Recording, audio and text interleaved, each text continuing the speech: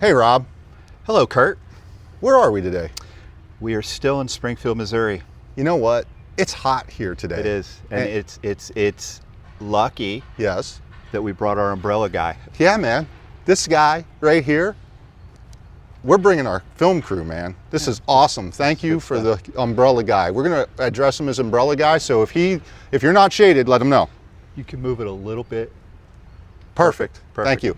So anyway, Yes. we talked about it in the last video, Yeah, we did. but we're sitting in front of the stainless steel buffer tank It's again. nice. Yeah. I want to get a little bit more detailed as to what applications or what industries or verticals this would be perfect for. The stainless steel tank that we have witnessed in the industry is that we didn't have one. No. And when we go into a building where they're maybe taking a boiler system out and they already have a tank in place in the system, Right. and it's for potable water, Yep. there was no way that we could find hardly anything to bring in as a temporary situation. Right. And now we've designed it so in that application, changing a boiler out and that tank is removed, we could use this tank, 500-gallon stainless steel tank, for potable water, and it can hold that water, and as needed, the system would pull off and we would fill up with a makeup feed Right. from the street.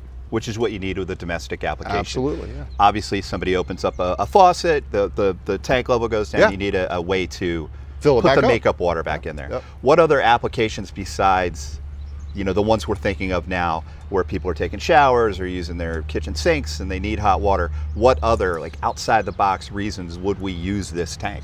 Food and beverage. Food and beverage. Food and beverage is a big one, right? Because we all know that we need food and beverage. We have tanks, and sorry about the siren. We're not quite sure what that is, but it doesn't look like it's a tornado, but our umbrella guy will let us know. Food and beverage, big deal. Yeah. For wineries, breweries, Right.